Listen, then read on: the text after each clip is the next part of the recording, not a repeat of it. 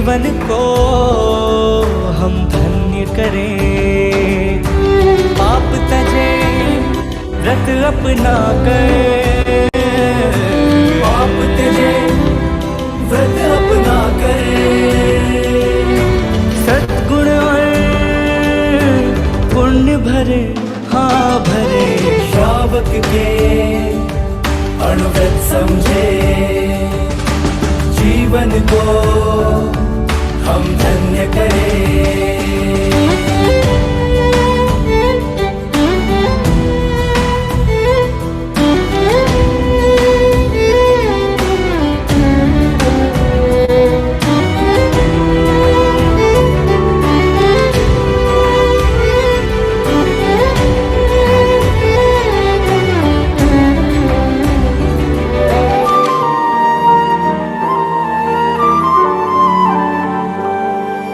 श्रावक की माता जीवों की जयना है, स्थावर जीवों पर हमें करनी करुणा है। जस जीवों की हिंसा से विरमना है, आत्म समान ही सब जीवों को समझना है। आओ करें, आओ करें, आओ करें रक्षा सभी की। आओ करें रक्षा सभी की। किसी के ना प्राण हरे ना हरे, सभी को अभय ही करे, सभी को अभय ही करे।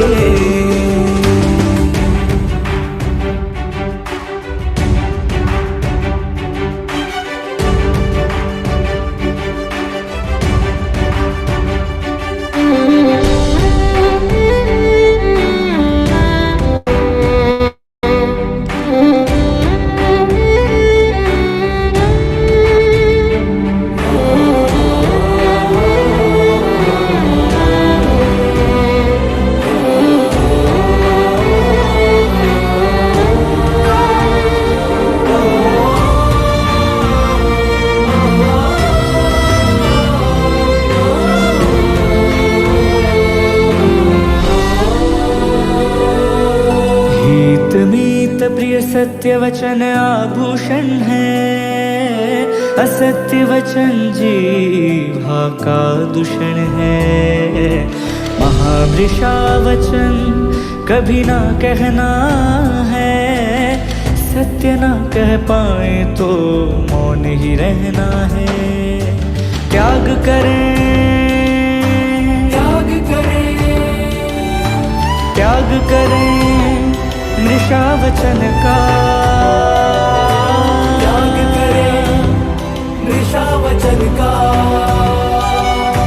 जीवा को पवित्र करें, हाँ करें।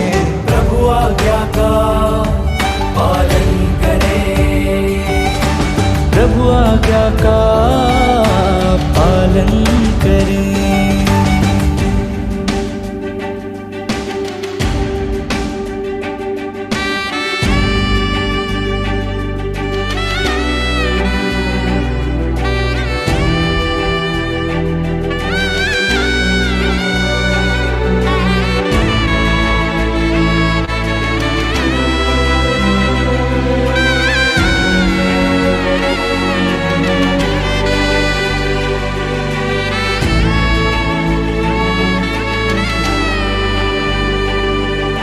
चीज पराई कभी हमें ना लेनी है, पर की अमानत उनको वापस करनी है। चोरी करना पाप तीसरा कहते हैं, श्रावक तो नीति का जीवन जीते हैं। अनीति त्यजे, अनीति त्यजे, अनीति त्यजे व्यापार व्यवहार।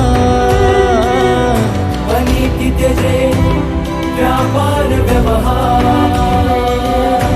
सभी नीति पूर्वक करें, करें, पारदर्शी छवि को करें, पारदर्शी छवि को।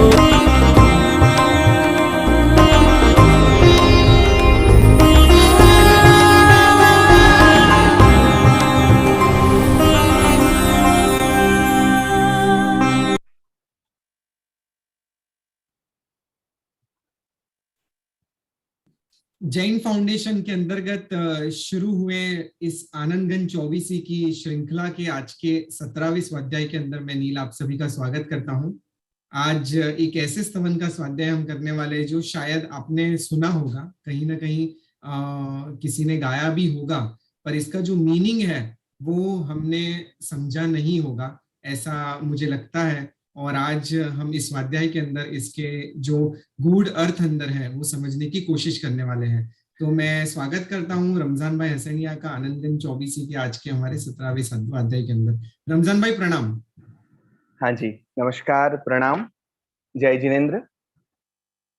आनंदगंज 24 के इस हमारे स्वाध्याय के 70वें पड़ाव पर हम आ पहुंचे हैं।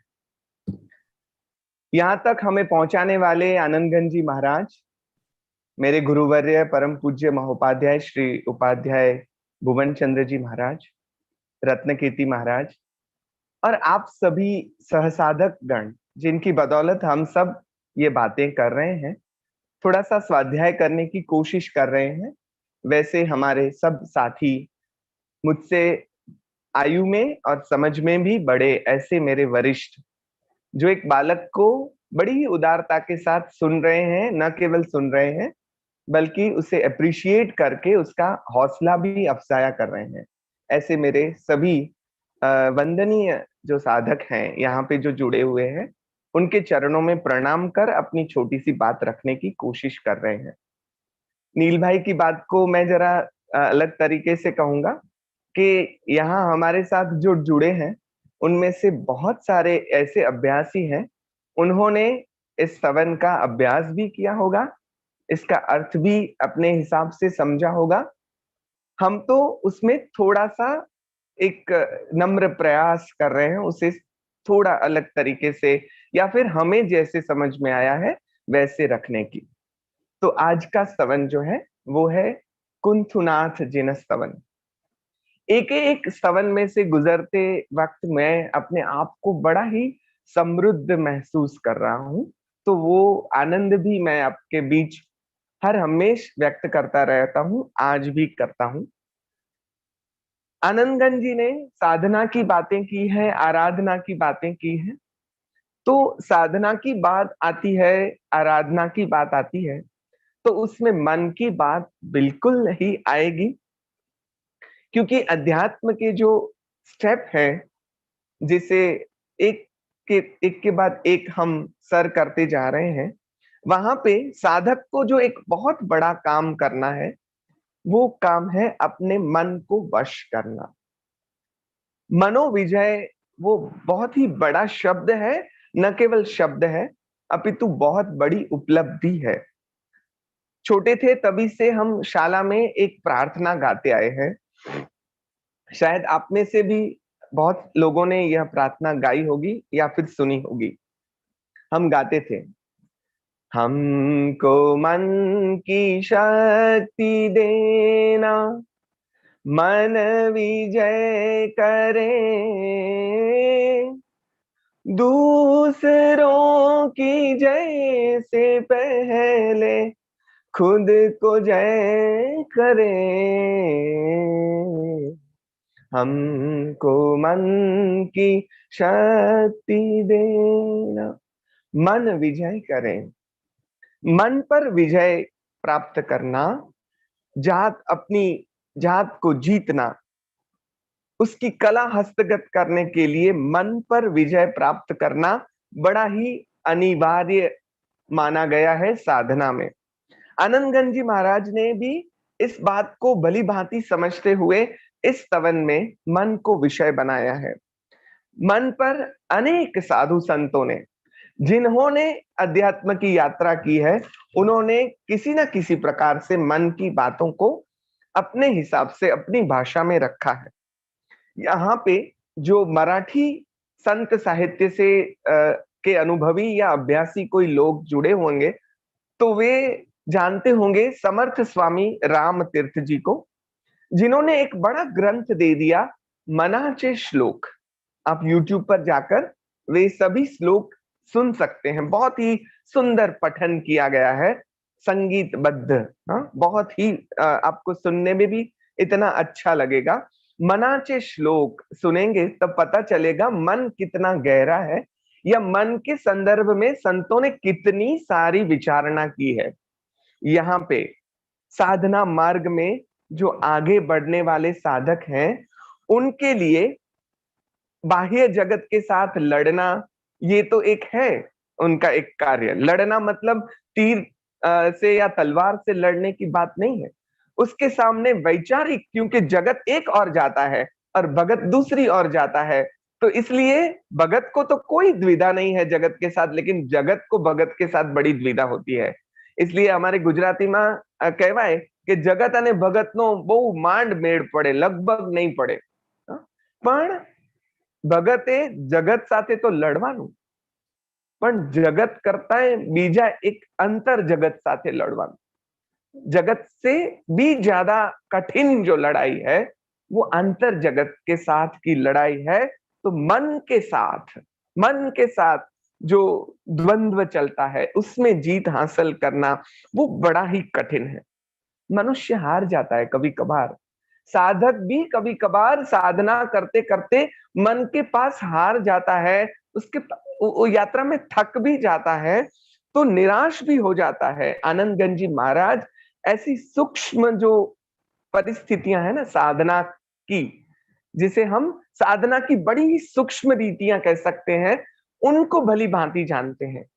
और वो जो तकलीफ है एक साधक की, उस तकलीफ को यहाँ पे उन्होंने वाचा दी है कि भाई ये मन कैसा है।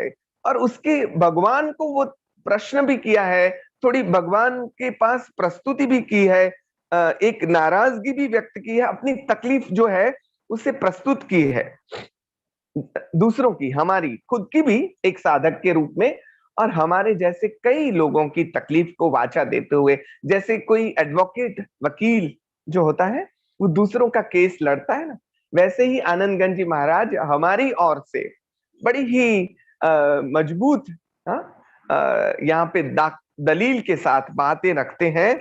और हंसने में भी हम कहते हैं ना, मन को जो अच्छा लगता है वो करने जाते हैं, लेकिन फिर मन की माया जाल में हम अटक जाते हैं।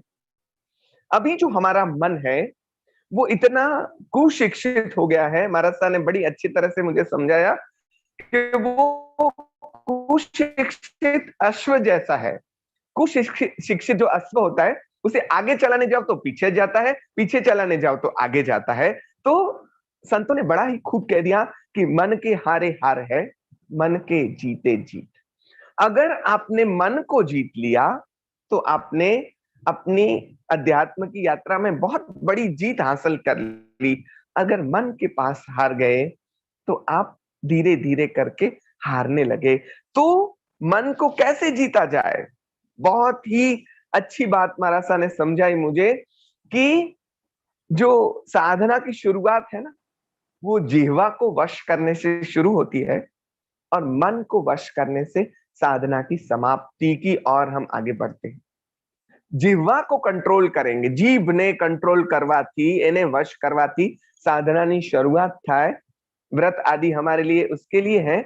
और मन को जब हमने वश कर लिया तो मानो हम अपनी साधना की परिपूर्णता के नजदीक आ गए। उससे भी आगे एक स्थिति है जिसे हम अमनस्क स्थिति कहते हैं, मनोविजय की स्थिति कहते हैं, जो अरिहंत परमात्मा ने या ऐसे पहुंचे हो, बुद्धत्व सिद्धत्व जिसने प्राप्त कर लिया, ऐसे पर। तो आनंदगंज जी महाराज जो हैं वो भगवान को प्रार्थना करते हैं, भगवान को विनती करते हैं, या भगवान के सामने अपनी बात रखते हैं। किस प्रकार से रखते हैं, रखने की स्टाइल भी देखो कितनी अच्छी है।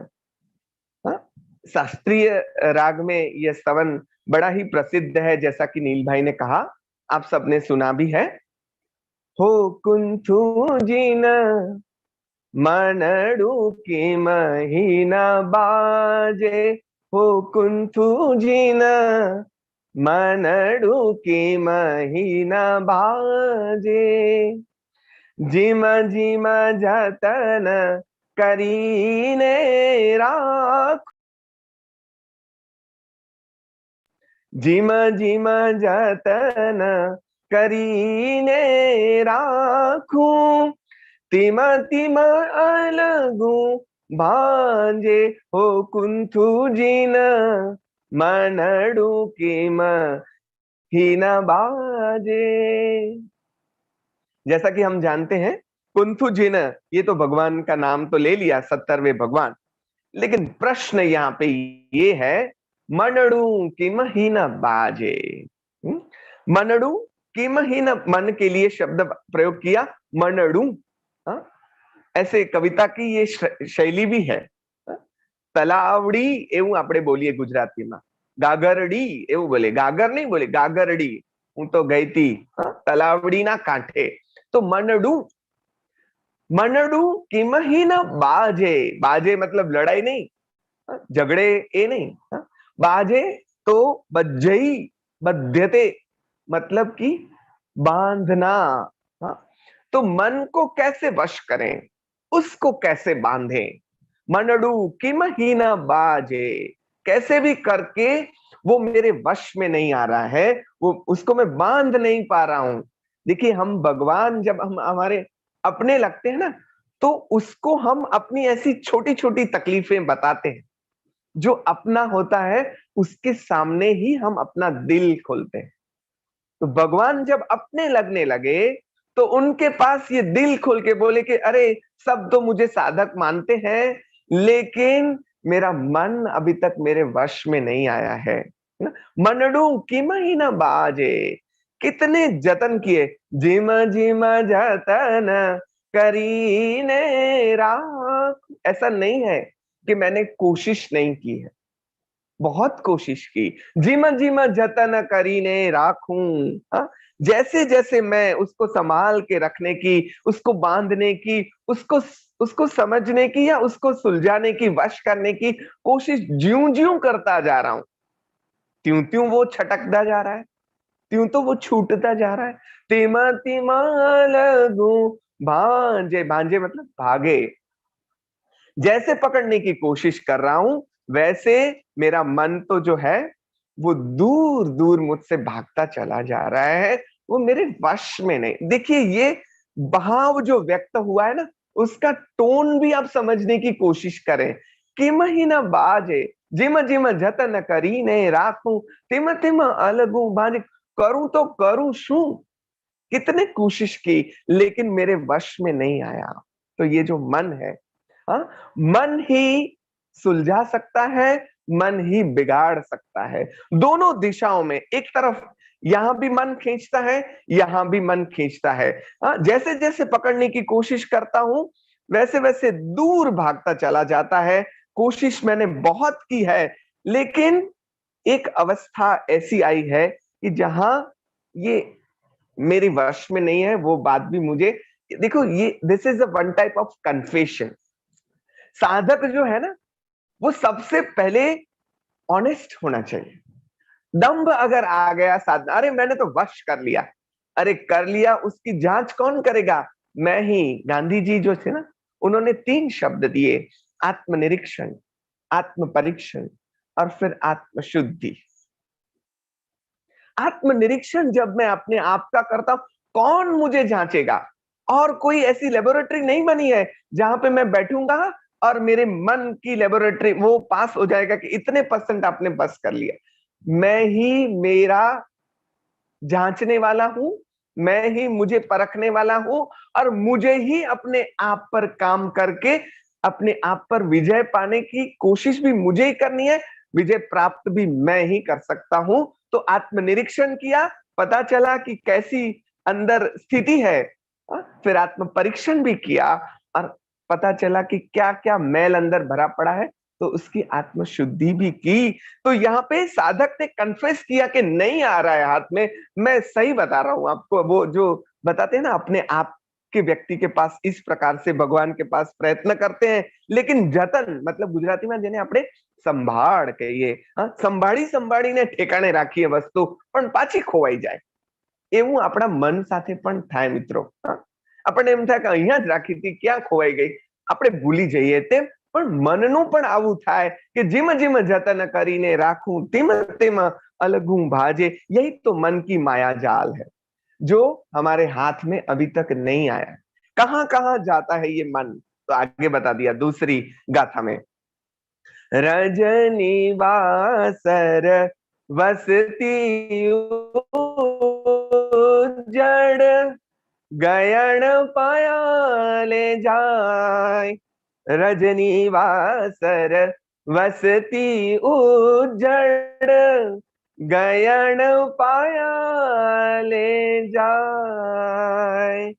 साप खायने मुखड़ू थोथू, साप खायने मुखड़ू थोथू, एह उखाणो न्याय.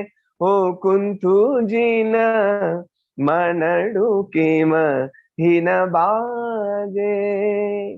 रजनी वासर वसती उज्जड़ गयन पायाले जाय. अरे भाई ये तो मन है. रजनी रात, वासर दिवस दिन, वस्ती जहां पे क्राउड है, बहुत सारे लोग रहते हैं, वहां पे भी जाता है. उज्जड़ एकांत में भी मन चला जाता है, जहां कोई नहीं जाता वहां भी मन जाता है. गयन आकाश में जाता है, गगन में जाता है, तो थोड़ी देर में पाताल में चला जाता है. अरे ये तो यहाँ पे बताने के लिए कहा कि कहां कहां कहां कहां जाता है. लेकिन देखिए अब हम उसके दूसरे अर्थ भी कर सकते हैं. रजनी मतलब रात माने अंधकार. कभी ये मन हमें अंधकार की गर्ता में लेके जाता है. वासर दिन माने प्रकाश. कभी यही मन है जो हमें प्रकाश की ओर लेके जाता है. कभी उसे ऐसा लगता है कि चलो मैं अपने साथियों के बीच, लोगों के बीच रहूं, तो कभी उसे एकांत प्रिय हो जाता है. कभी वो सबके बीच होकर भी हम अकेलापन महसूस करते हैं. या फिर मेरे गुरु महाराज की एक कविता, साधक को यही तो आत्मसात करना है. कोक मड़े तो राजी राजी एकांते मलकाऊं छू, गीत बधाना गाऊं छू. जिस साधक ने मन को वश कर लिया ना, वो ये कर सकता है. लेकिन जिसका नहीं हुआ, वो तो अभी मन यहां चला गया, वस्ती में चला गया, उज्जड़ में एकांत में चला गया. गयन कभी मन हमें ऊर्ध्व दिशा में लेके जाता है. गगन कहाँ है? ऊपर है. मन हमारी भाव दशा को ऊर्ध्व गति की ओर लेके जाता है, तो कभी पाताल की ओर, कभी हमारी भाव दशा निम्न भी होती है. हाँ, हंसता हंसता रड़ी पड़े भाई मानस छे, रमता रमता लड़ी पड़े भाई मानस छे. हमारे जयंत पाठक नामक कवि ने ये बता दिया. अरे हंसते हंसते रो करे, रोते रोते हंस पड़े, खेलते खेलते झगड़ पड़े. कौन करवाता है ये? मनुष्य करता है? नहीं, ये सब तो मन का खेल है. तो मन, उसकी गति का हम कोई ताग नहीं लगा सकते. कहां से कहां चला जाए, उसकी स्पीड का अभी कोई मेजरमेंट नहीं हो सकता. हम जो कहते हैं इतने प्रकाश वर्ष, ये प्रकाश वर्ष, ये वो, मन की गति के पास. अभी हम यहाँ बैठे हैं, आप सुन रहे हैं, मैं कुछ बोल रहा हूं, लेकिन मेरा मन एक सेकंड में कहां का कहां चला जाए पता ही ना चले, पता ही नहीं चले. तो उसकी स्पीड का हम अंदाजा भी नहीं लगा सकते, इतनी मन की स्पीड है. तो आनंदगंज जी महाराज ने ये बता दिया कि कहां कहां मन भटकता है. लेकिन बात ये है कि भटकता क्यों है? क्योंकि अभी तक हमने उसको वश नहीं किया ना. हम मन के काबू में हैं, मन हमारे काबू में नहीं है, इसलिए वो हमें ले जाता है, वहां हमें जाना पड़ता है. साधक में या जिसने ये साधना में पराकाष्ठा प्राप्त कर ली है, उसमें और हम में फर्क ये है कि अभी हम मन के दौरे, वो जहां हमें दूरी संचार हमारा करता है, जहां लेके जाता है, वहां हम जाते हैं. और साधक, सही माने में जो साधक है, जिसने सही माने में साधना की, वो जहां चाहता है वहां उसका मन बैठता है। ये फर्क है साधक में और हम में। हम भी साधक हो सकते हैं, लेकिन अगर हमने यात्रा शुरू की है तो हमें करना ये है, हासिल ये करना है। लेकिन मन यहां वहां भटकता है, मिलता क्या है उसे? कुछ भी तो नहीं। वैसे उसने हासिल क्या कर लिया, प्राप्त क्या कर लिया? कुछ भी नहीं। तो आनंदगंज जी महाराज ने यहाँ पे दृष्टांत अलंकार का प्रयोग करके बता दिया। दृष्टांत अलंकार में क्या होता है, पहले बात रखते हैं, फिर उसको समझाने के लिए दृष्टांत देते हैं कि भाई रजनी वासर वस्ती उज्जड़ गयन पाया ले जाए, पर प्राप्त क्या किया? कुछ भी तो नहीं। वो बोला नहीं है, बिटवीन द लाइंस कविता में पढ़नी होती है, यहाँ पे लिखा नहीं है कि कुछ भी प्राप्त नहीं होता। उदाहरण दे दिया, दृष्टांत दे दिया। साप खाए ने मुखड़ू थोथू, ये एकदम गुजराती उदाहरण। देखिए ये मारवाड़ के कवि गुजरात में भी विचरण किया है। गुजरात की संस्कृति को इस व्यक्ति ने कितना आत्मसात किया होगा। हमारे यहाँ गुजरात में सांप जब डसता है तो गुजरात में बोलते हैं किसी किसी विस्तार में, आ व्यक्ति ने, आ मानस ने सापे खाधो। सापे खाधो मतलब सांप ने डसा, खाया ऐसे। सांप ने उसको खाया। अरे सांप ने क्या खाया? सांप ने कुछ नहीं खाया। सांप के मुंह में तो कुछ नहीं आया। मुख की बात आई, खाने की बात आई, लेकिन ये रूढ़ि प्रयोग हमारे यहाँ होता है, सापे खाधो। डसता है फिर भी कहते हैं सापे खाधो। तो आनंदगंज जी महाराज ने इसका यहाँ पे प्रयोग कर दिया। सांप खाए ने मुखड़ू थोथू। थोथू माने कुछ पिला नहीं, खाली का खाली है। वैसे डंश मारा, हाथ क्या आया? कुछ भी तो नहीं आया। यहां जहां वहां मन भटकता रहता है, कुछ हाथ नहीं आया। एह उखाड़ो न्याय। आपको समझना है मन की स्थिति को, या मन यहां वहां भटक कर क्या प्राप्त करता है? कुछ नहीं। उनके सामने सीधे साधे लोग हैं ना, आपके जैसे पंडित नहीं है, तो उनको समझाने के लिए एक उदाहरण दे दिया कि जैसे सांप ने काट लिया, उसके मुख में कुछ नहीं आया, इसी प्रकार से मन यहां वहां भटकता रहता है, लेकिन उसके हाथ में तो कुछ भी नहीं आता है। महाराज साहब ने बड़े ही हंसते हंसते ये हमें बात समझाई कि आप आनंदगंज जी महाराज की बात में एक पूर्ति भी की। देखिए यही तो मजा है साधकों की। वो साधक, एक साधक दूसरे साधक की बात में पूर्ति करता है। महाराज साहब ने एक बड़ी सुंदर पूर्ति की। वो उन्होंने बताया कि आनंदगंज जी महाराज भले कह रहे हो कि यहाँ जाता है, वहां जाता है, वहां जाता है, वहां जाता है, लेकिन वैसे तो दो ही स्थिति में वो जाता है, या तो भूतकाल में जाता है या तो भविष्य में जाता है। या तो भूतकाल में जाता है, या तो हमें भूतकाल की किसी बातों की स्मृति में हम खो जाते हैं, या तो भविष्य की कोई चिंता में हम खो जाते हैं, ये करना है, या फिर आनंद रोमांच जो भी हो। और दूसरी बात ये भी कह दी कि या तो राग कर रहा है, अच्छा लगा राग कर दिया, बुरा लगा तो द्वेष कर लिया। तो दो ही स्थिति है वैसे, दो से ज्यादा नहीं है, लेकिन यहां वहां कितना भटकता है।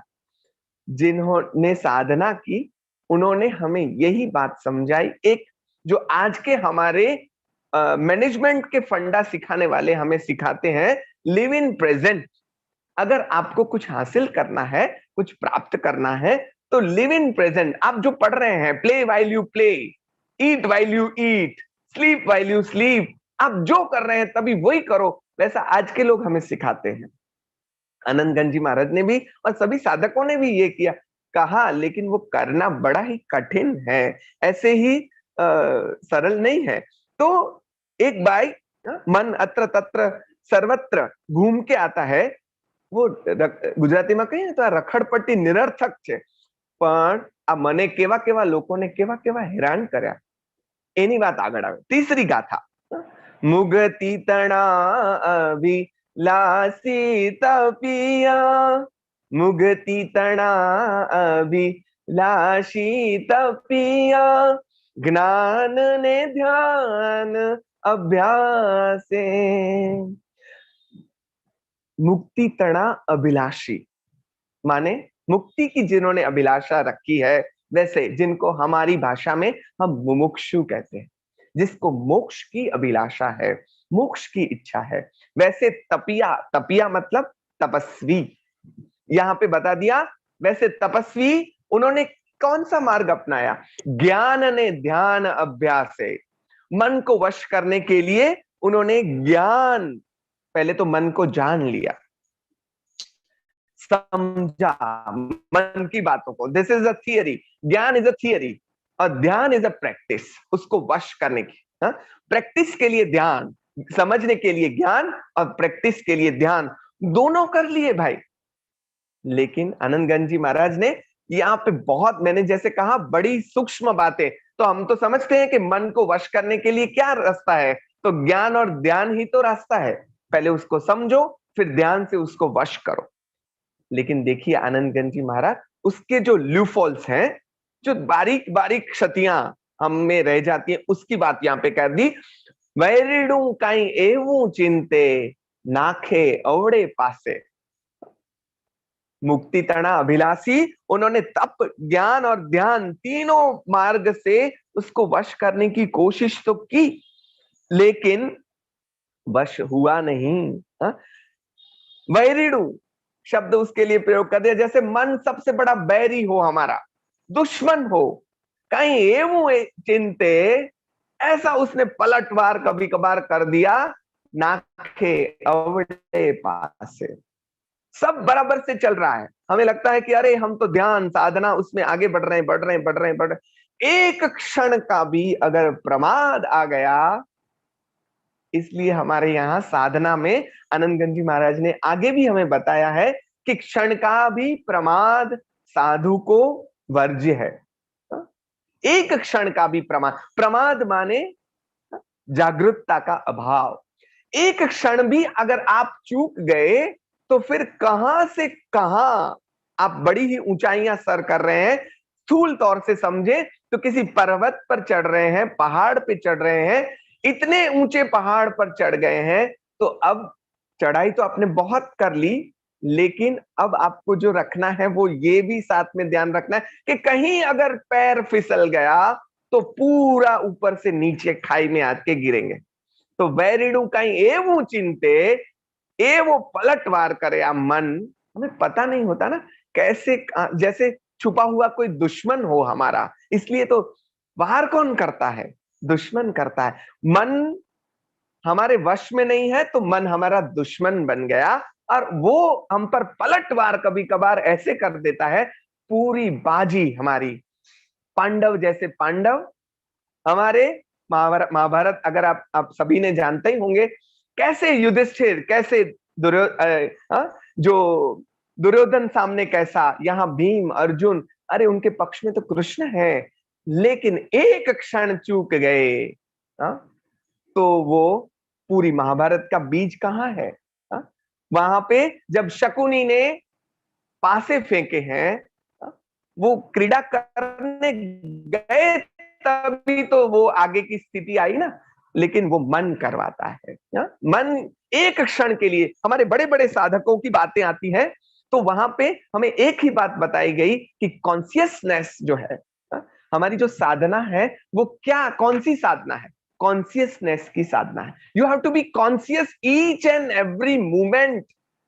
एक भी क्षण का प्रमाद नहीं चलेगा। तो आनंदगंज जी महाराज ने यहाँ पे ये बता दिया कि भाई केवल ध्यान साधना करते रहेंगे तो उससे काम नहीं हो जाएगा। ध्यान साधना में भी आपको कॉन्शियस तो रहना ही है। हमारे यहाँ संभूति मुनि की बात आती है। चंडालपुर में वो जन्मे थे, बड़े तापस बने, और राजा और रानी उनकी जो दर्शन करने आते हैं, रानी के बाल की लट जरा सी छू गई और मन की स्थिति वहां चली गई, तो कैसा उन्होंने गुजराती में આપણે એને નિયાણું કહીએ, નિયાણું બાંધી લીધું કે મને હવે આ જોઈએ। देखिए एक बड़े ही तापस हैं, लेकिन एक क्षण का भी प्रमाद उनसे उन्हें कहां से कहां लेके गया। तो बराबर साधना चल रही हो, लेकिन एक पल भी अगर हम फिसक गए तो सब पे पानी फिर जाता है। तो मन जो है ना, वो खेल करता रहता है। मन की बातें हमें मीठी लगती हैं, उसकी बातों में हम खो जाते हैं। फिल्मों में भी हम देखते हैं कभी कभार, हीरो या हीरोइन या जो मेन रोल में होता है, वो आईने के सामने खड़ा रहता है, उसके सामने दूसरा है वैसा ही, ब्लैक एंड व्हाइट में भी कभी दिखाते हैं, एक कहता है ये करो, दूसरा कहता है नहीं करो। एक मन की भी ये अवस्था है, महाराज साहब ने समझाया कि मन की एक आपको पॉजिटिव की ओर खींचता है, एक नेगेटिव की ओर खींचता है। हमारे बहुत बड़े कवि अविनाश व्यास ने एक गीत में कह दिया कि तू कौरव तू पांडव मनवा, हे मन तूंज कौरव और तूंज पांडव, तू रावण तू राम, जीवन ना आ कुरुक्षेत्र पर पड़ पड़ नो संग्राम। तू कौरव तू पांडव मनवा, तू रावण तू राम, जीवन ना आ कुरुक्षेत्र पर पड़ पड़ नो संग्राम। महाराज साहब ने ये बड़े ही सुंदर तरीके से समझाया कि अगर आप किसी मुसाफरी में यहाँ पे ट्रैवलिंग कर रहे हैं, बस में ट्रेन में आपका किसी से झगड़ा हो गया तो 2-3 घंटे चलेगा, पड़ोसी के साथ झगड़ा हो गया तो आधा दिन चल सकता है, लश्कर एक दूसरे के साथ लड़ रहा है तो 1 महीना 2 महीना युद्ध चल सकता है, लेकिन मन का युद्ध तो पल पल का युद्ध है। साधक को क्यों इतना महत्व दिया गया है? जनक की बात हमने, राजा जनक की बात आगे की है, I don't want to repeat that, लेकिन उनकी जो साधना है प्रतिक्षण सावधान रहने की बात, तो साधक तो प्रतिक्षण लड़ता रहता है। इसीलिए हम भगवान को जिनेश्वर जीता की क्या है, मन को जीता है उन्होंने। तो यहाँ साधक को डराने का उद्देश्य नहीं है कि अरे बाप रे ऐसे मन को कैसे वश करें, जहां पे बड़े बड़े योगी हार जाते हैं, डराने का उद्देश्य नहीं है। लेकिन जो हमारी हित चिंता करते हैं वो डराते नहीं है, जगाते। तो यहाँ पे सावधान करने की बात है कि भाई मन की बात में आ मत जाना, उसकी बात में वहां पे फिसल मत जाना, सावधानी रखनी है, क्योंकि you have to reach on the ठेठ સુધી પહોંચવું છે ને આપણે એટલે। तो चौथी गाथा में क्या कह दिया? आगम आगम धरने हाथे, नावे किणविद आंकू। आगम आगम धरने हाथे, नावे किणविद आंकू, कि हाँ कणे जो हठ करी हटकू, तो व्याल तणी परे वांकू। देखिए यहाँ पे कुछ बातें आपको शायद खटके भी, ऐसा भी हो सकता है, लेकिन ये वास्तव है। आगम केवल कंठस्थ कर लेने से हमारे मन को वश हम नहीं कर पाएंगे। आगम आगम धरने हाथे, बहुत सीख लिया कैसे मन को वश करना है, उसकी विद्या हमने पूरी सीख ली है। आगम में ये बताया गया है, आगम सूत्र जो भी कहो, शास्त्र कहो, वेद कहो, उपनिषद कहो, जो भी कहो, उसमें ये सब बता दिया। लेकिन कभी कभार मन के आगे हम ऐसे फंस जाते हैं कि हमारा जो ज्ञान है वो वहां का वहां रह जाता है और हम उस प्रवाह में ऐसे खींचे चले जाते हैं। नावे किणविद आंकू, आगम आगम धरने हाथे। ગુજરાતીમાં કહું ને તો આનંદગંજી મહારાજ કહે છે કે આગમ આગમ ધરના હાથમાં જ રહી જાય ભાઈ, કાંઈ કામ ના આવે, કાંઈ કામ ના આવે। હા, અને આ મન તો જ્યાં લઈ જવું હોય ત્યાં લઈ જાય। નાવે કિણવિદ, આને તો કોઈ રીતે ભાઈ વશ કરી શકાય એમ નથી। नावे किणविद आंकू। અને फिर और क्या कह दिया कि हाँ कणे जो हट करी हटकू, और मैंने अगर ठान लिया कि नहीं नहीं मुझे तो उसको वश करना ही करना है, करना ही करना है, और अगर मैंने उस पर जबरदस्ती की तो ऐसा नहीं है कि जबरदस्ती करने से वो मेरे वश में आ जाएगा। हमारे यहाँ 2 शब्द हैं दोस्तों, एक है दमन और दूसरा है शमन। दमन माने दबाना और शमन माने शांत कर देना। ગુજરાતીમાં જ કેવું પડે કે આપણે આપણો દેવતા હોય એના ઉપર રાખ નાખી દઈએ ને આપણે સમજીએ કે આ તો અરે બધું ઓલવાઈ ગયું, ના રે બાપા ના, 4 સાંઠીકડા નાખ્યા નથી અને ધુમાડો થઈને પાછી આગ પ્રગટી નથી। कब काम होगा?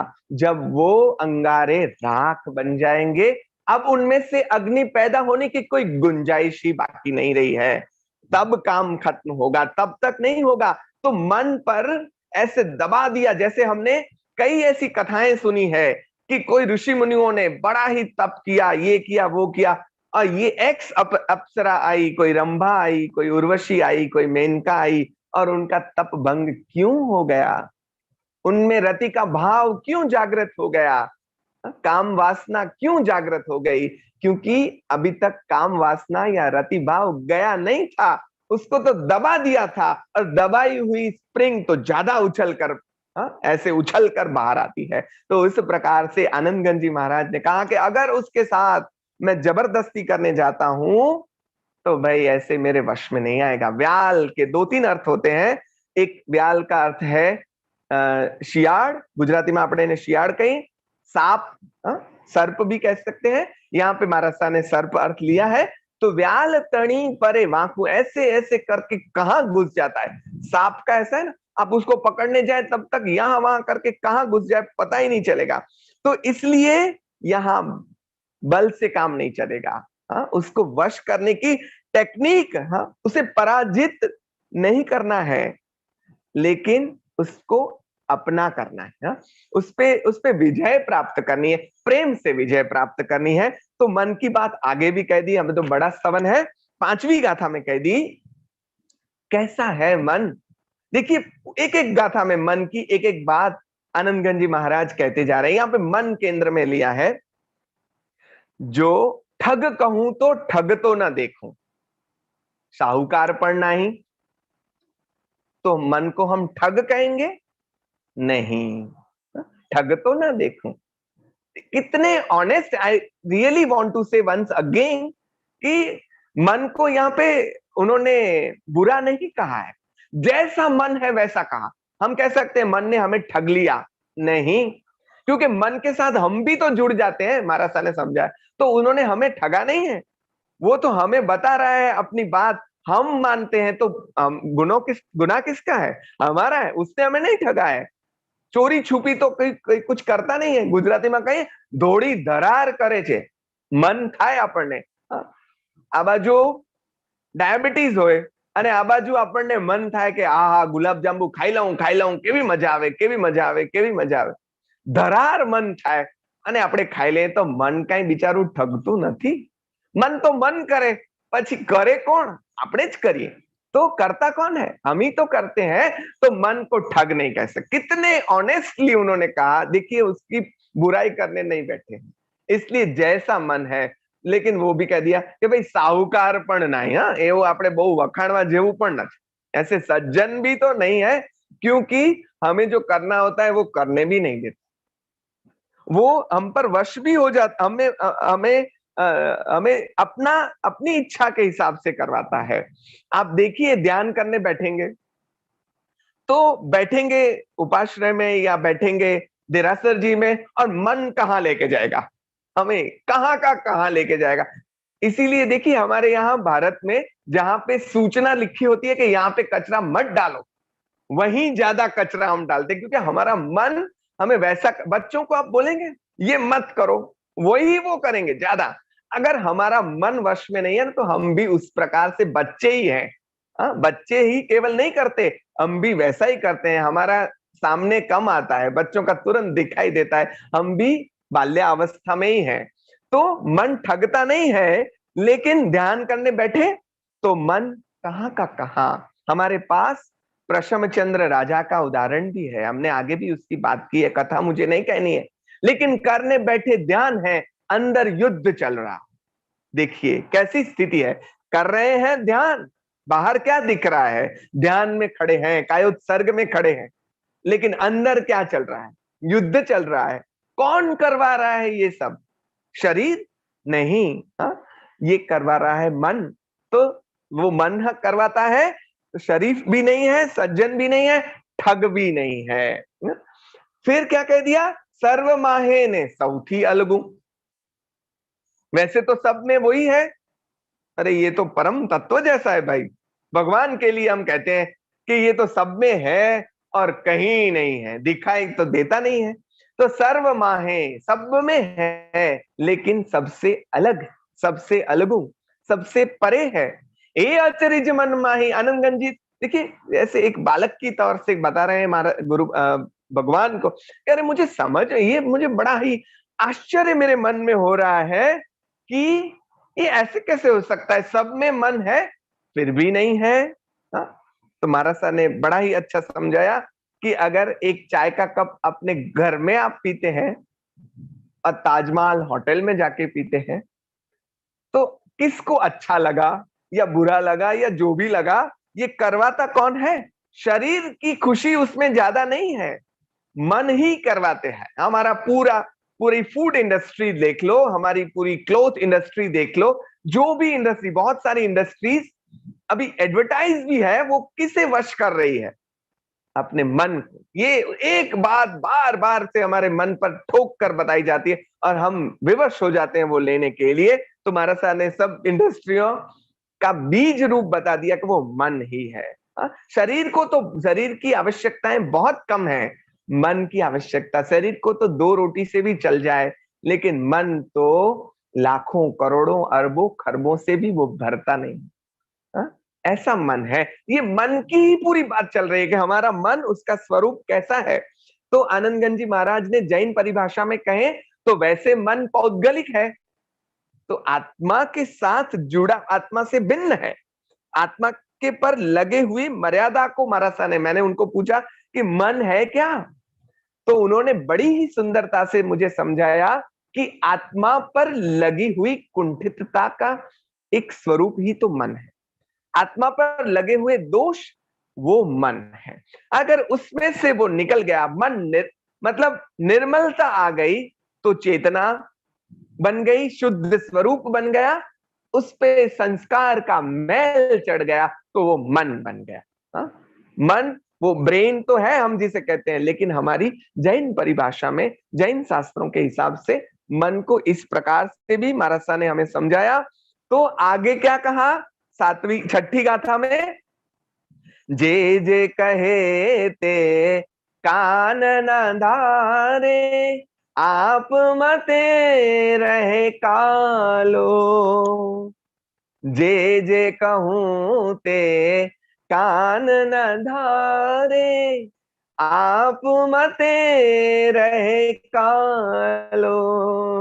सुर नर पंडित जन समझावे, समझे न मारो सालो। कुंथु जीना मनडू कीम हिना बाजे, हो कुंथु जीना मनडू कीम हिना बाजे। शुद्ध गुजराती में एक मस्त मजानी एक गाड़ दे दी थी मन ने। मीठी गा है, लेकिन है तो सही। हम बोलते हैं सालो, सालो आवो छे, सालो तेवो छे।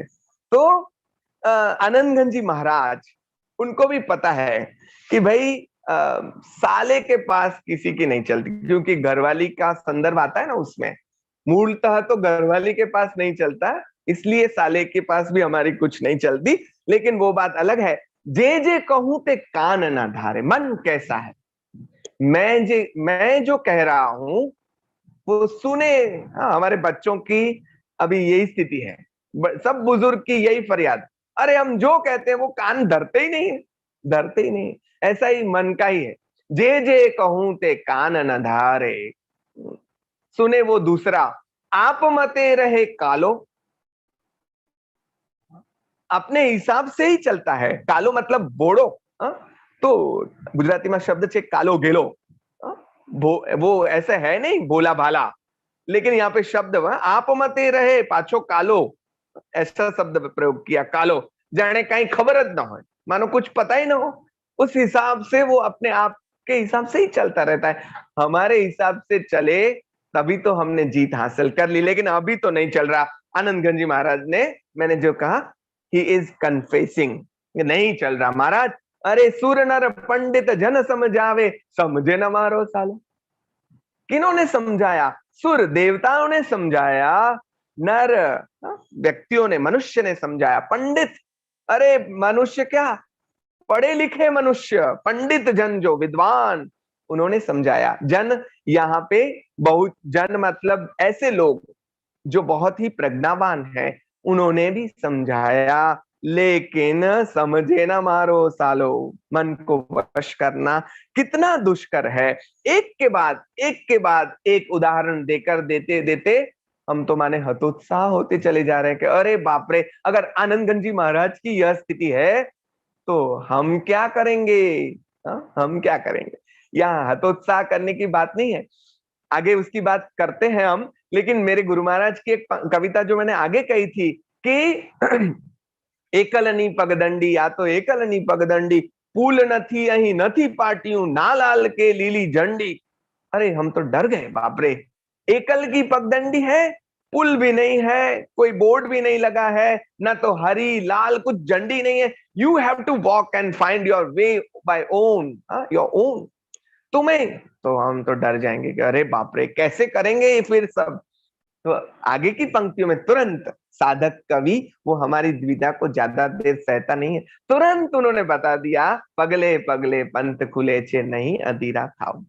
तुम डरो मत, तुम्हारे आगे इस पंथ पे बहुत सारे जन चल के गए हैं, और चल के केवल गए नहीं हैं, उन्होंने अपने पैरों की छाप तुम्हारे लिए छोड़ दी है।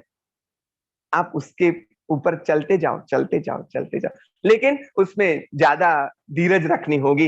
वो आगे जो आया था वो बात भी यहाँ पे जोड़ दूं कि अभय अद्वेष अखेद ऐसे तुरंत नहीं आ जाएगा। लेकिन यहाँ पे हम मन की बात को समझने की कोशिश करते हैं। आनंदगंज जी महाराज ने कह दिया कि अरे कैसे वश करें, कैसे वश करें, ये तो बड़ा ही कठिन है। श्रीमद् भगवद गीता में भगवान श्री कृष्ण ने कह दिया, मनः एवं मनुष्याणाम कारणम बंध मोक्षयो। मनः एवं मनुष्याणाम कारणम बंध मोक्षयो। बंधन एवं मुक्ति का कारण मन है। मन आपको बंधन में भी ले जा सकता है, मन आपको मुक्ति की ओर भी ले जा सकता है। आपको उसका उपयोग करना किस प्रकार से आता है उस पर पूरी बात डिपेंड करती है। यू हैव पावर, लेकिन अगर आप उसको रॉन्ग डायरेक्शन में लेके चले जा रहे हैं तो वही पावर आपको नकारात्मकता की दिशा में ले। हमारे यहाँ असुरों की और सुरों की दोनों की परंपरा है दोस्तों, आप सब जानते हैं। शक्तियां तो दोनों के पास हैं, लेकिन एक का मन जो है वो उसे गलत रास्ते पर लेके गया, तो उसका परिणाम भी हमें पता है।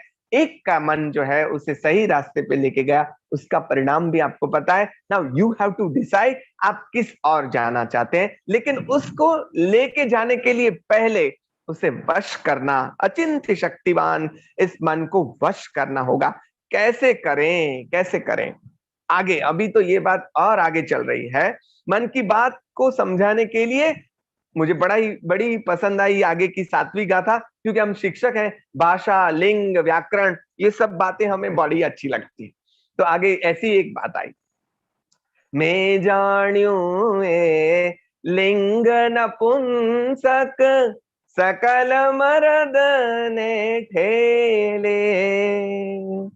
देखिए मारवाड़ी है, हिंदी में अगर गाते तो ऐसा नहीं होता, गुजराती में गाया है ये सब, इसलिए मन केवू गुजराती में नपुंसक लिंग, वैसे तो हिंदी में तो मन कैसा, तो पुल्लिंग हो गया, गुजराती में नपुंसक लिंग है, तो ये स्तवन जो है ना वो गुजराती में है। मैं जान्यू ए लिंग नपुंसक सकल मर्द ने ठेले, बीजी वाते समरथ छे नर, एहने कोई ना जेले हो कुंथु जीन, मनडू के महीना बाजे हो कुंथु जीन, मनडू के महीना बाजे।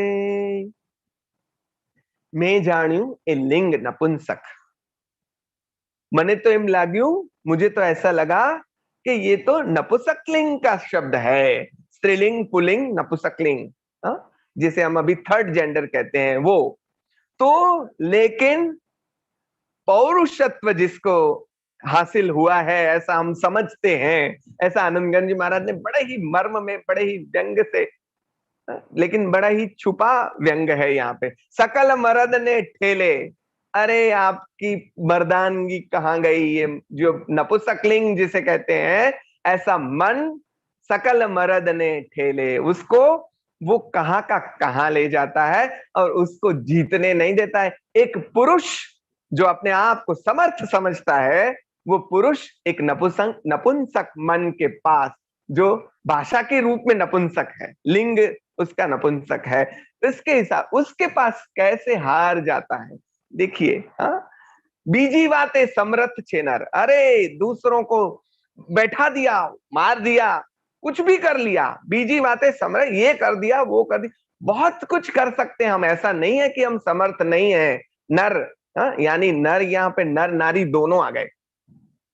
पुरुष यहाँ पे जो बताया, तो पुरुष का एक अर्थ, मर्द माने पुरुष, तो पुरुष का एक अर्थ आत्मा भी है। यहाँ पे ऐसा नहीं है कि स्त्रियां वश कर लेंगी, पुरुष वश कर, नहीं, कोई भी मन को वश करना स्त्री और पुरुष दोनों के लिए बड़ा ही कठिन है।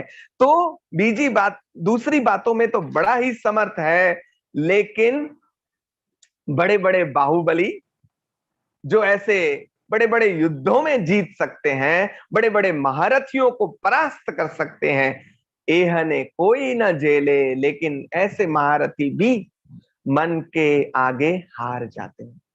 जो व्यक्ति अपनी वृत्तियों के पास हार गया, उसे वो लोभ हो, चाहे क्रोध हो, चाहे मान हो, चाहे माया हो, चाहे काम हो, चाहे जो भी हो, आखिर में वो वृत्तियां आती कहां से हैं? हमारी कविता की भाषा में हमारे आचार्य भरत मुनि हमें बताते हैं कि हमारे 8 स्थायी भाव हैं, रति, शोक वगैरह वगैरह, और उसमें से ही रस की निष्पत्ति होती है। स्थायी भाव अंदर पड़े ही हैं। अभी मुझे क्रोध नहीं आ रहा है, लेकिन आपने कुछ अनाप शनाप बोल दिया तो मेरे अंदर का क्रोध बाहर आ जाएगा, निमित्त मिलते ही बाहर आ जाएगा। रति का भाव अभी नहीं है, निमित्त मिलते ही बाहर आ जाए, मतलब वो अभी उस पर हमने विजय प्राप्त नहीं कर ली है। तो मर्द तो बहुत बड़े हैं, अपने आप को ऐसे 6 पैक बना लेने से या डोले शोले बना लेने से यहाँ पे काम नहीं चलने वाला। ऐसे आनंदगंज जी महाराज ने बड़ी ही बखूबी हमें बता दिया, बीजी बातें समर्थ भाई तमें पण अहिया नहीं चाले, अहिया नहीं चाले। हाँ, कितनी लड़ाइयां जीत ली, लेकिन आनंदगंज जी महाराज की ये लड़ाई जो है, माने मुझे एक बात और भी यहाँ पे पसंद आई कि अगर आपको कोई बोलेगा ना ये आप नहीं कर सकते, this is the style to encourage yourself कि आप ये करें। देखिए यहाँ पे 7वीं गाथा तक ये बात आई, अरे मन को वश करना बड़ा कठिन है, बड़ा कठिन है, बड़ा कठिन है, बड़ा कठिन। तो मानो आपको एक चैलेंज, आप बोले ये आप नहीं कर सकते, बच्चों को आप बोलो, किसी बड़े व्यक्ति को बोलो, जिसको भी बोलो ये आप नहीं कर सकते, तो अगर उसमें थोड़ा सा भी अहम भाव, वो वहां पे अहम भाव काम आएगा, वो बोलेगा अरे अब तो मैं करके ही दिखाऊंगा कि नहीं क्या कर सकते।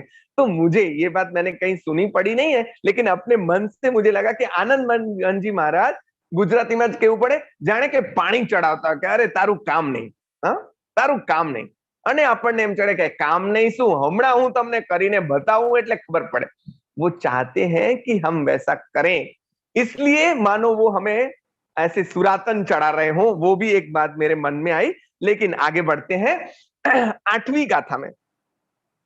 मन साध्यूं तेणे सगड़ू साध्यूं, ए हवात नहीं खोटी। मन साध्यूं तेणे सगड़ू साध्यूं, जिसने मन को आत्मसात कर लिया, साध लिया मतलब जीत लिया, उन्होंने सब कुछ जीत लिया। ये बात सही है, बराबर है, बिल्कुल सही है। इसीलिए तो मन की तो बात चल रही है। और मन को जिसने अपने वश में कर लिया, मानो उसने बाजी जीत ली। लेकिन आनंदगंज जी महाराज की स्टाइल देखो, मुझे तो बड़ी पसंद आ गई। इम कहे साध्यूं ते नवी मानू, कोई आकर आपको बता दे कि अरे मैंने मन को वश कर लिया है, एक ही बात छे मोटी, हाँ मैं ऐसे मानूंगा नहीं, क्योंकि ये तो बहुत बड़ी बात है। जो तो व्यक्ति जैसा तैसा व्यक्ति ये नहीं कर सकता, उसके लिए बड़ा ही पुरुषार्थ जरूरी है। कोई आकर मुझे बता दे कि मैंने वश कर लिया, तो sorry, I will not accept that thing, क्योंकि उसकी दुराराध्यता जो है ना, वो मैंने समझ ली है। तो कोई आपको आकर बता दे कि मैंने वश कर लिया, तो मैं नहीं मानूंगा, क्योंकि बड़ा कठिन है। लेकिन मतलब ये नहीं है कि ये हो नहीं सकता, वो बात आगे आई। जिसने मन को वश कर लिया वो कैसा होगा, हमारी गंगा सती कहती हैं। गंगा सती बार बार इसलिए आती है यहाँ पे, मैंने पहले इस स्तवन में बताया था कि उन्होंने भी अपने 52-55 कुछ जो भजन लिखे हैं उसमें पूरा अध्यात्म मार्ग दे दिया। यहाँ पे 24 में भी पूरा अध्यात्म मार्ग आया है। इसलिए दोनों की बातों में कोई यहाँ पे अगर अभ्यासी है तो दोनों की कंपैरेटिव स्टडी भी कर सकता है कि एक अन्य परंपरा की साध्वी, साध्वी भी नहीं है, वो तो गृहस्थ थे, तो वैसे सती, साध्वी के लिए हमारे यहाँ वस्त्रों से ही हम साधु साध्वी समझते हैं। दोस्तों हमारे यहाँ तो राजर्षि कहा गया, तो गृहस्थ होने पर भी साधुता गुण है, वेश नहीं है। हमने वेश में उसको बांध लिया, इसलिए हम अभी ऐसा भेदभाव करते हैं। गंगा सती ने गा दिया, मेरु तो डगे पण जेना मन नो डगे मरने बांगी रे पड़े बार मांड रे। मेरु तो डगे पण जेना मन नो डगे मरने बांगी रे पड़े बार मांड रे। विपद पड़े पण वण से नहीं जेने ई तो हरि जनना हे परमाण गे। कौन है हरिजन? विपद पड़े पण वण से नहीं जेने ई तो हरिजन ना प्रमाण। थोड़ी सी दुविधा आई नहीं, तुरंत हमारा मन यहाँ का वहां, वहां का वहां फरियाद करने चला जाए। वणसवू माने वटकी जाऊं गुजराती में, वणसी जाए, बात वणसी जाए, જરાક વારમાં મન બગડી જાય ભાઈ, આ તો મન છે। સાધક આવો ના હોય। એટલે મન સાધ્યું તેણે સગડું સાધ્યું, એ વાત નહીં ખોટી। જેણે જીતી લીધું એ આ અવસ્થાએ પણ પહોંચી શકે। એમ ગંગા સતી કે તો ખોટું તો કેવી રીતે હોઈ શકે? આનંદગંજી महाराज પણ અહીંયા सूरमा सूर पुरावશે, પણ એમ કીધું કે ऐसे कह दिया कि अगर कोई भी आकर बता दे कि मैंने मन को जीत लिया है तो मैं नहीं मानूंगा, क्योंकि ये बड़ी ही कठिन बात है। तो यहाँ पे महाराज साहब ने बहुत ही सुंदर तरीके से मुझे समझाया कि तो फिर पता कैसे चलेगा कि किसने मन को साध लिया है। दोस्तों साधक को बोलना बहुत कम पड़ता है, उसका जीवन बोलता है। अध्यात्म कविता के पर मैं काम कर रहा था, तब मेरे लिए ये बहुत बड़ी दुविधा थी कि किसे हम अध्यात्म की कविता कहें। अध्यात्म, मेरे गुरुजन डॉक्टर दर्शनाबेन ढोलकिया ने मुझे बताया, अध्यात्म तो व्यवहार में दिखाई देता हो तब अध्यात्म है। दिखाई, प्रेम की बातें बहुत कर ली लेकिन छोटा मोटा कुछ हुआ नहीं और तुरंत हमने उस पर क्रोध कर दिया, तो अभी तक आपने अध्यात्म की सीढ़ी नहीं चढ़ी है दोस्तों। प्रेम, करुणा, मैत्री वो आपके व्यवहार में आ जाए तब आप अध्यात्म के सही मार्ग में साधक हैं। तो आपका जीवन बोलता है और हम ऐसे जीवन के पास झुक जाते हैं। इसलिए साधक को बहुत कम बोलना पड़ता है, उसका आचरण बोलता है। ऐसा महाराज साहब ने बता दिया। तो वो आचरण, महाराज साहब ने साइकोलॉजी की बातें भी मुझे समझाई, मनोविज्ञान की बातें भी समझाई, लेकिन उस बातों को हम छोड़ते हैं, समय नहीं है। तो महाराज साहब ने एक बड़ी बात कह दी कि ये पूरा साइंस है, मनोविज्ञान जिसे हम साइकोलॉजी कहते हैं, बिहेवियर से पता चलता है। बिहेवियर का अभ्यास करेंगे तो पता चलेगा कि उसके अंदर क्या चल रहा है। साइकोलॉजिस्ट को आप देखेंगे तो आपकी बॉडी लैंग्वेज से आपकी अंदर की जो स्थिति है ना वो बता देंगे। क्यों? तो इस पंक्ति में मन के जीतने की बात नहीं हो सकती, ऐसा क्यों बार बार आया? मतलब जो तो नहीं कर सकता, जो भी आके कह दे कि मैंने कर लिया तो नहीं, नारे ना एम कहीं थोड़ू थाय, आने तो वर्ष करूं अगरू छे। लेकिन अंतिम पंक्तियों में क्या बताया, थोड़ी सी यहाँ पे बात अलग होती है। आनंदगंज महाराज ने अभी तक ऐसी बात नहीं की है, मांगने की बात आई नहीं है यहाँ पे, इस स्तवन में आई। लेकिन किस प्रकार से आई वो भी समझने जैसी है। अन्य बहुत सारे कवियों ने ये शैली अपनाई है, आनंदगंज जी महाराज में बड़ी कम आई है, लेकिन यहाँ पे आई, क्योंकि मैंने आगे जो कहा था, ये जो स्तवन है वो भिन्न भिन्न भाव दशाओं में प्रकट हुए स्तवन है। तो अभी ये भाव दशा कौन सी? छेल्ले कह दी मन साध्यूं तेणे, ये तो आपने कहूं, पण छेल्ले क्या कहूं? मनडू दुराराध्य ते वश आण्यू, ते आगम मति आणु। मनडू दुराराध्य, पूरे स्तवन में यही बात आई कि मन जो है दुराराध्य है, दुराराध्य, आराध्य, उसकी आराधना करनी बड़ी कठिन है। कुछ देवताओं को हम दुराराध्य कहते हैं, जिसे प्रसन्न करना बड़ा ही कठिन होता है। तो मन बड़ा ही दुराराध्य है। लेकिन ते देखिए एक वचन में आया यहाँ पे, क्योंकि जहां जहां अपनापन होता है वहां हम तू ता करके बात कर सकते हैं। आगे भी मैंने जो कहा था ना, ऐसी बातें हम कहाँ करेंगे, यहां वहां नहीं करेंगे। हो कुंतु जीना मनडू की महीना बाजे, वो पड़ोसी को बताने नहीं जाएंगे, उसे पता भी नहीं चलेगा कि ये क्या बात कर रहा है। कहाँ पे बताएंगे? कुंतु जिन, जहां अपना है, और जिसने वश कर लिया है उसे कहेंगे अरे तुमने कैसे कर लिया, ये मुझसे तो नहीं हो रहा है। हमारे बच्चों को जो आता है और हमें नहीं आता है ना, तो हम बच्चों के अरे कैसे कर लिया, मुझे तो नहीं आता है। भगवान के पास जाकर कहते हैं मनडू दुराराध्य ते वश आणियु, तूने तो बड़ी सिफत से उसको अपने काबू में कर लिया। कैसे पता चला मुझे? आगम थी मति आणु, आगम थी मति आणु, आगम से मुझे पता चला, क्योंकि जिसने वश कर लिया उसका वाणी, उसकी वाणी और उसका व्यवहार दोनों बदल जाते हैं, जैसे हमने आगे समझा। तो जो आगम में आपने बताया, जैसे आपकी वाणी मेरे सामने आई, तो इतना तो मुझे पता, देखिए आनंदगंज जी महाराज की भी हाइट देखो, कि इतना तो मुझे पता चलता है कि ये बातें बिना मन को वश किए कोई कर नहीं सकता। निश्चित तौर पे तूने उसको वश कर लिया है, ये तो वास्तव ही है। लेकिन उसकी एक पाराशिशी भी होती है ना, कि ये अगर आपने आत्मसात कर लिया है तो आपकी बातों में ये सब बातें आ सकती हैं। इसलिए आगम थी मति आणु, मुझे पता है, लेकिन उससे मेरा क्या?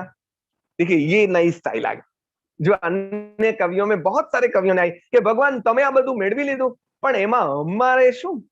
અમને આપો તો જાણું, તો જાણું કે તમે સમર્થ સાહેબ છો। આનંદ ઘન પ્રભુ મારું આણો, આનંદ ઘન પ્રભુ મારું આણો, તો સાચું કરી જાણું હો કુંતુજીના मनडू की महीना बाजे। हे आनंद घन प्रभु परमात्मा, आपने तो अपने मन को वश कर लिया, मुझे पता है, लेकिन ऐसे मैं मानने वाला नहीं हूं। माना तो सही, लेकिन अगर मेरे मन को आप वश करके बता दें तो मैं सही मानूं कि आपने मन को जीता है।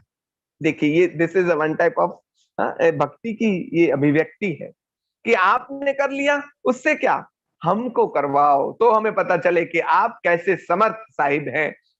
नवोत्थोणम में हमने कहा ना, जिणाणम जाव्याणम तिन्नाणम तार्याणम बुद्धाणम बोयाणम मुत्ताणम मोयगाणम। भगवान आप जीते, दूसरों को जिताया, आप तर गए, दूसरों को तारा। तो ये सब विशेषण हमने आपको दे दिए हैं, ऐसे काम नहीं चल जाएगा बैठे रहेंगे तो। वितराग परमात्मा के सामने भी यह भाषा आती है, क्योंकि ये भक्ति की भाषा है, और भक्ति में मन ऐसा बह जाता है कि आनंद घन जैसे तत्वज्ञानी भी कभी कभार ऐसा बोलते हैं कि नहीं, आपने वश कर लिया, उससे मुझे क्या, मैंने क्या। भगवान को माने चैलेंज दे रहे हो कि आपने जो वश कर लिया वो मुझे अगर करवा के दिखाएं तो मैं मानूं। भगवान आदर्श हैं, उन्होंने स्थापित करके बताया कि अगर if one can do than anyone can do वाली बात जो है वो यहाँ पे आगे बारी बारी से आती है। भगवान हमें ये बताते हैं अगर मैंने वश कर लिया ना तो तू मेरे जैसा ही है मेरे दोस्त, भगवान अगर बोले होंगे तो कैसे बोले होंगे? ऐसे ही बोले होंगे कि तू मेरे जैसा ही है दोस्त, मैंने कर लिया, तू भी तो कर सकता है, चलो शुरू करो, चलो शुरू करो। तो आनंद घन महाराज को अंत में भगवान की बात को इस प्रकार से पेश करके भी कहना क्या चाहते हैं कि भगवान ने अगर कर लिया तो भगवान की शुरुआत भी ऐसे ही तो हुई थी, हमारे जैसे ही तो थे वो, ये कोई अवतार पुरुष नहीं है, उन्होंने भी गलतियां की हैं, उनका मन भी उन्हें यहां से वहां, वहां से तहां लेके गया है, उन्होंने भी बहुत सारे जन्म लिए हैं, उन्होंने भी बड़े उतार चढ़ाव किए हैं, लेकिन आखिरकार वो वहां तक पहुंचे हैं, मन को वश करने में वो बिल्कुल वो पास हो गए, फुल्ली पास, 100% विथ 100 मार्क्स। तो अगर वो कर गए तो आप भी तो कर सकते हैं। इसलिए भगवान ने जिस प्रकार से वश किया, अलग तौर से आनंदगंज जी महाराज ने बता दिया कि भगवान जिस मार्ग से आगे चले, जिस प्रकार से उन्होंने मन को वश कर लिया, तो आप भी उसी प्रकार से कर सकते हैं। ध्यान ही उसी की साधना का ये मार्ग है। आगे भले ही बता दिया कि ज्ञान और ध्यान में भी मन चला जाता है, लेकिन वश कैसे करेंगे? बातें करने से मन वश नहीं होगा। मैंने बात कर ली, आपने सुन लिया, तो बात करने वाला रमजान, उसने मन को वश नहीं कर लिया दोस्तों। मन को वश में करने के लिए बैठना होगा। बैठेंगे तो पता चलेगा कि कहां का कहां मन भटक, आंखें बंद की नहीं कि मन ने भटकना शुरू कर दिया। तो practice by practice by practice by practice, you have to go ahead and ahead and ahead. आपको धीरे धीरे रे मना, धीरे सब कुछ हो, धीरे धीरे होगा। लेकिन भगवान ने कर दिया तो आप भी कर सकते। कहीं बात नहीं आएगी, लेकिन अंत में ये बात इंगित होती है कि अगर भगवान ने कर लिया तो आप भी तो कर सकते हैं। मुझे अंत में, आपको समय है तो एक मारासा की कविता बतानी है कि उपाध्याय भुवन चंद्र जी महाराज भी साधना में बैठे थे, और साधना में बैठे बैठे मन वश में नहीं, हमको लगता है कि मैंने कर लिया वश में, लेकिन कहां का कहां चला जाता है। तब की उनकी एक कविता जो इगतपुरी में 1994 में उन्होंने लिखी थी, साधना में, विपश्यना ध्यान साधना में बैठे बैठे, उसके बाद बाहर आकर, वो मैं आपको अंत में बताना चाहूंगा। उसका शीर्षक है मनडू कहो ने केम आऊं। केवल पाठ कर जाऊंगा तो आप समझ जाएंगे। मनडू कहो ने केम आऊं, मारू मनडू कहो ने केम आऊं। बताओ ना जरा, क्यों ऐसा है? जीती जीते ने पाछू हूं हारूं, त्या केम करीने फाऊं। मुझे लगता है कि अरे मैंने तो उसको जीत लिया, लेकिन फिर हार जाता हूं। उसके आगे मैं कैसे उसको जीतूं? पहुंचे पाताल मां उड़े आकाश। देखिए वही शब्द आए, पाताल आकाश। कवि कैसे एक हो जाते हैं, साधक कैसे एक हो जाते हैं, ये भी एक आनंद का विषय है। ठर तू न जरी मारी सामे, कहीं स्थिर नहीं हो रहा है।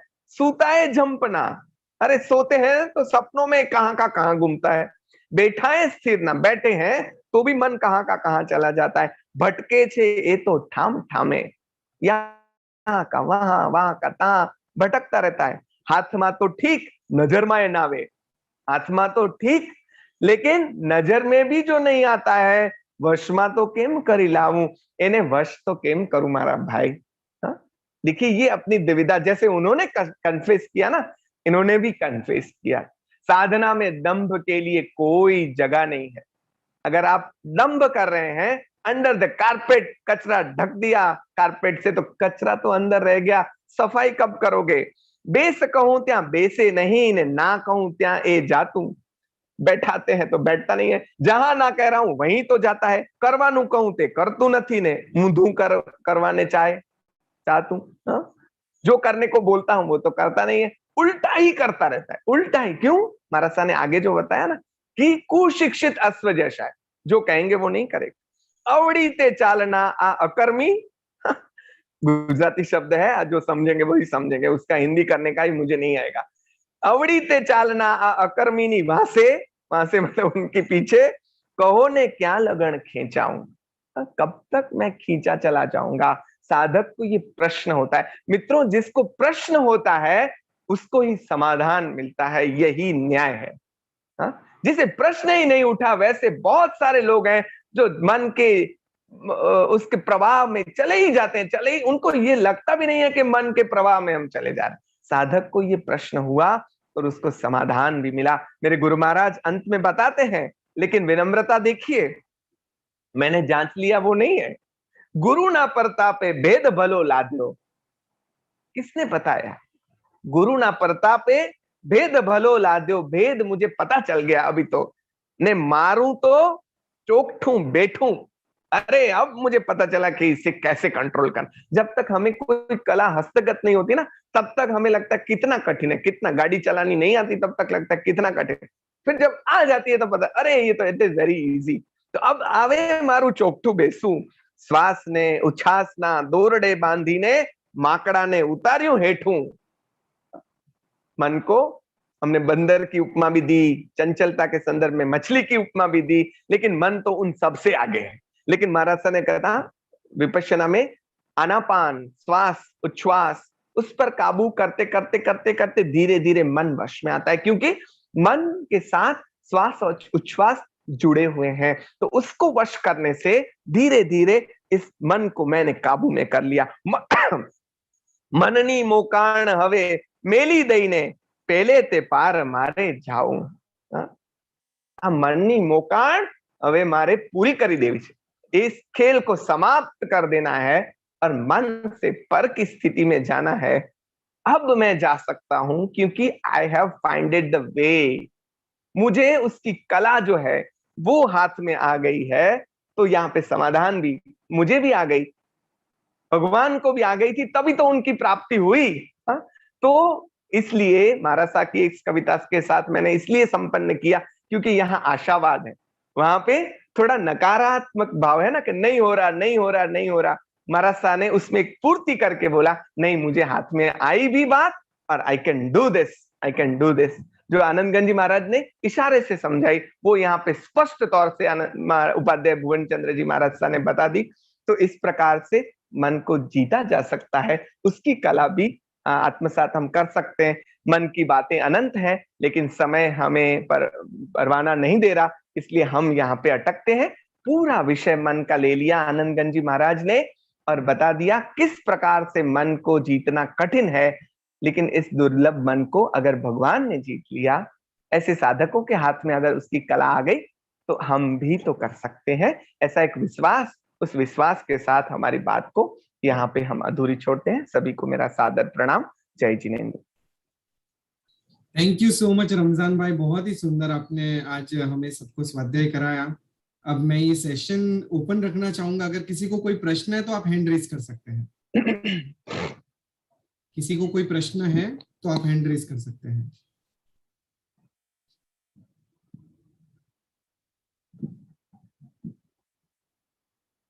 रमजान भाई, आप अगर 2 पैराग्राफ गा के सुना दें अभी। हाँ जी, हाँ जी, हाँ जी, थैंक यू। हाँ जी। इराक्षो, हाँ हाँ जी, हाँ।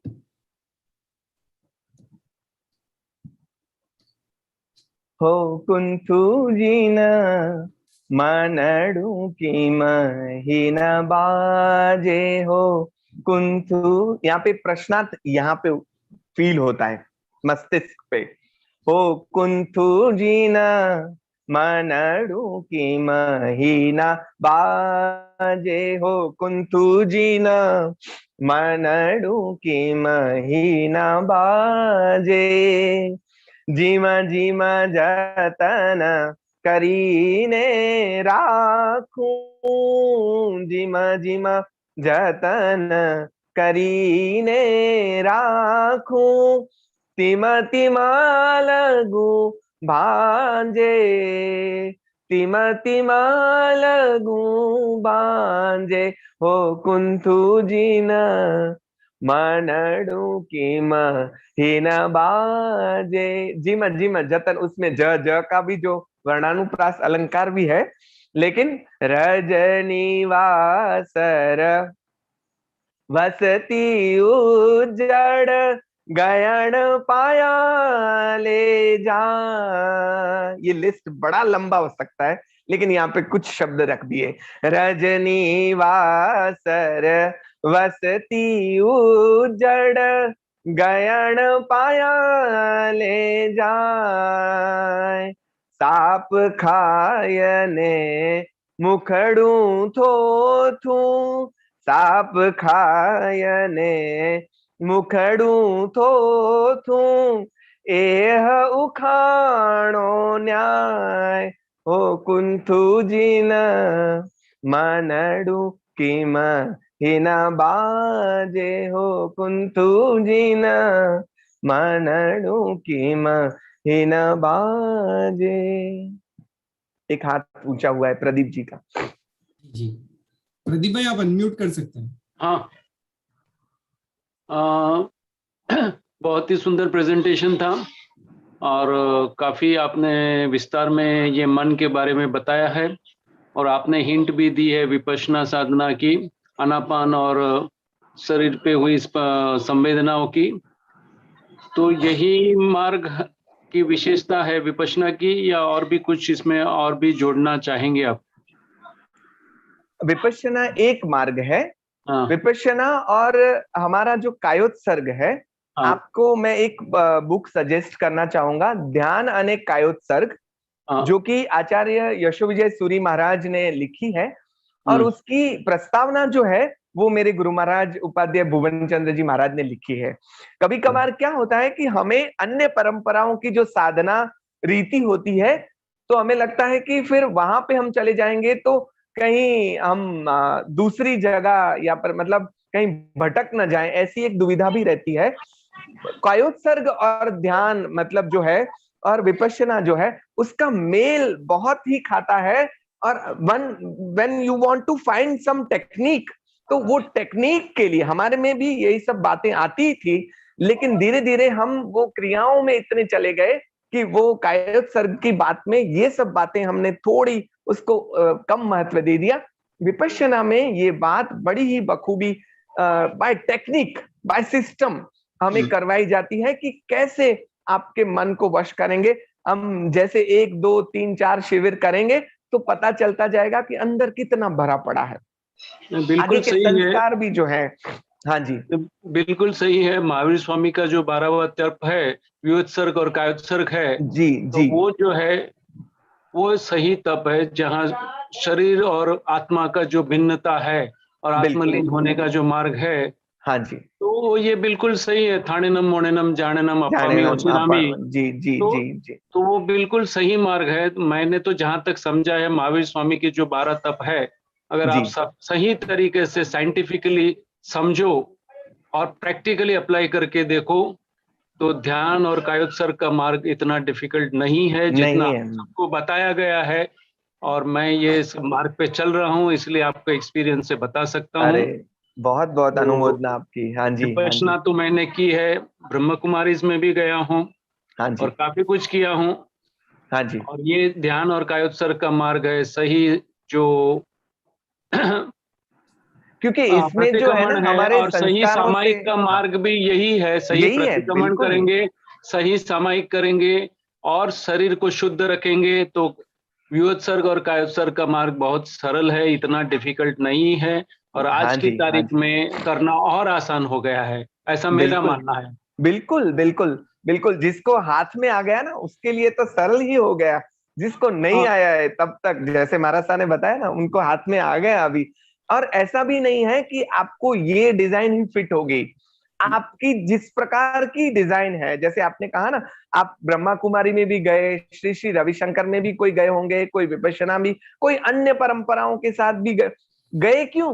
जिसको खोज करनी है वो यहाँ वहां वहां जाएगा और अपने एक्सपीरियंस के साथ वहां कोशिश करेगा, और जहां उसका डिजाइन मैच होगा वहां वो बैठेगा। आखिर तो काम करना है जहां जो डिजाइन, लेकिन हमें ये डिजाइन अभी फिट हुई तो हमने उसकी बात की कि हमें ये डिजाइन फिट हो रही है, वो मेरी डिजाइन के साथ। बहुत और लोगों को भी वो डिजाइन फिट हुई है, आपको अलग भी हो सकती है, लेकिन काम तो यही करना है, काम यही करना है। आपका बिल्कुल सही है कि हम क्रियाओं में इतने उलझ गए हैं कि सही जो धर्म है उसकी तरफ से हम बिछड़ चुके हैं, सही प्रतिक्रमण और सही सामायिक भी हमें समझना पड़ेगा। जी और इसकी गहराई में जाएंगे तो बिल्कुल अंतर की जो सफाई है वो बिल्कुल। बिल्कुल आराम आगे से के हो सकती है, संस्कारों को साहजिक धोने हो के लिए सकती तो है। यही करना होगा ना। आगे यही के होगा। संस्कारों को कैसे धोएंगे हम? अगर बैठेंगे तो पता चलेगा कि आगे के कितने सारे संस्कार जो आ रहे हैं। हम हमारे यहाँ जो उदीरना की साधना है, उसी बराबर को तो ये साधना में उदीरना ही तो करते हैं हम। बराबर। हम बैठेंगे तो आगे के संस्कार जागते जाएंगे, हमें पता चलेगा, तभी वो भाव भी आएंगे। कभी कभार हम उसमें बह भी जाएंगे, लेकिन धीरे धीरे करते करते करते वहां पे भी विजय प्राप्त करनी है, लेकिन करने से होगा। बिल्कुल और आपकी बात सही है, मेरा तो करने ये से। मानना है कि महावीर स्वामी ने जो 12 तप बताए हैं, जी बिल्कुल। जो शरीर के लेवल से चालू होते हैं, हाँ जी अनशन से लेके उणोदरी से लेके वृत्ति संक्षेप से काया, जो रस त्याग है, विगय त्याग है, काया क्लेश बिल्कुल। है, और ये सब मार्ग, लेकिन अगर हम सही तरीके से समझ के करें जी तो पहले शरीर को शुद्ध करना पड़ेगा। शरीर शुद्ध बिल्कुल। करने के बाद व्यवहार शुद्ध करना है। व्यवहार जी शुद्ध करने के बाद में ये जो भी ध्यान का मार्ग है, स्वाध्याय का मार्ग है, जी कायोत्सर्ग है, व्युत्सर्ग है, वो अपने आप से हो जाता है, करना नहीं बिल्कुल, पड़ता है। करना नहीं इट्स अ पड़ता। Natural happening yes rather of than course doing it. Of course of course So of course. I'm really happy to listen to you. और अरे आपने जितना मन की चंचलता के बारे में बताया आनंदगंज जी महाराज साहब के हिसाब से, I was really fascinated to listen to you and अरे hope बहुत to बहुत interact धन्यवाद। with you in time to come. आपको भी वंदन बहुत है, आपकी thank you, साधना को thank भी you, वंदन। हाँ जी, thank बहुत you, बहुत sir. प्रणाम। हाँ जी या हितेश भाई, आप हर्षद भाई, आप प्रश्न पूछ सकते हैं। જય જિનેન્દ્ર, મારો हाँ जी नमस्ते। પ્રશ્ન નથી, નમસ્તે, મારો પ્રશ્ન નથી, પણ આજે પણ જેમ પ્રદીપભાઈએ કીધું કે બીજો કોઈ માર્ગ છે, તો આપણામાં જેમ સામાયિકનું જે કીધું છે, તો जी સામાયિકનું મેઇન ઇમ્પોર્ટન્સમાં એવું છે કે તમે ફક્ત સમયમાં રહો, जी बिल्कुल। Not in past, not in future, जी બી जी ઇન પ્રેઝન્ટ। जी बिल्कुल बिल्कुल। બસ એ સમય ખાલી તમે સમયમાં રહેવાની જો પ્રેક્ટિસ થઈ જાય તમારી, તો हाँ जी ઓટોમેટિકલી તમે ધ્યાન સાધનામાં જઈ શકો છો। खरी बात એટલે है। this was the only thing which I want to share। बिल्कुल। એટલે अरे એ बहुत आनंद है। हाँ सर, बहुत आनंद, बहुत आनंद। हाँ जी हाँ जी, धन्यवाद। जी जी, yes, thank you so much Harshad भाई, रमजान भाई। तो इसी के साथ हम आज के सेशन को विराम दे सकते हैं और जी पुनः हम अब मिलेंगे पर्यूषण पर्व के बाद। यानी हाँ अभी जी हमारा लेक्चर पर्यूषण के बाद रहेगा सितंबर महीने में। और तब हाँ तक जी के लिए मैं सभी को कहना चाहूंगा कि पर्यूषण के दौरान जैन फाउंडेशन और श्रुत रत्नाकर ट्रस्ट के तत्वावधान में व्याख्यान श्रेणी का आयोजन हुआ है, जिसमें एलडी इंस्टीट्यूट के फॉर्मर डायरेक्टर डॉक्टर्स देंगे और मॉर्निंग और आफ्टरनून 2 टाइम लेक्चर्स चलेंगे। कल्पसूत्र के आगम ग्रंथ श्री अंतकृत दशांग सूत्र के ऊपर प्रवचन चलेंगे। तो सभी जरूर जुड़ना, खुद की समय की अनुकूलता के हिसाब से। यूट्यूब के ऊपर ये सेशंस लाइव होंगे, तो आप सीधा जैन फाउंडेशन की यूट्यूब चैनल को सब्सक्राइब कर सकते हैं और बेल आइकन प्रेस कर सकते हैं, जिसके आपको नोटिफिकेशंस मिलते रहेंगे। तो इसी के साथ हम आज के सेशन को विराम देते हैं। बहुत बहुत धन्यवाद करना चाहूंगा श्री रमजान भाई हसनिया का। और इसी के साथ जगत के सभी जीवों का कल्याण हो, जगत के सभी जीवों का मंगल हो, जगत के सभी जीव हमारे मित्र है, कोई भी हमारा वैरी नहीं, इस भावना से प्रार्थना। अणु परमाणु शिव बनी जाओ, अखा विश्व नु मंगल थाओ, सर्वे जीवो मोक्षे जाओ। खामे मी सव्व जीवे सव्वे जीवा खमंतु में, मित्ति में सव्व भुवेसु वैरम मज्जन केणई, सर्वथा सौ सुखीता हो, पाप ना कोई आचरो, राग द्वेषति मुक्त बनीने, समता सौ समाचरो। सभी को मेरे प्रणाम। रमजान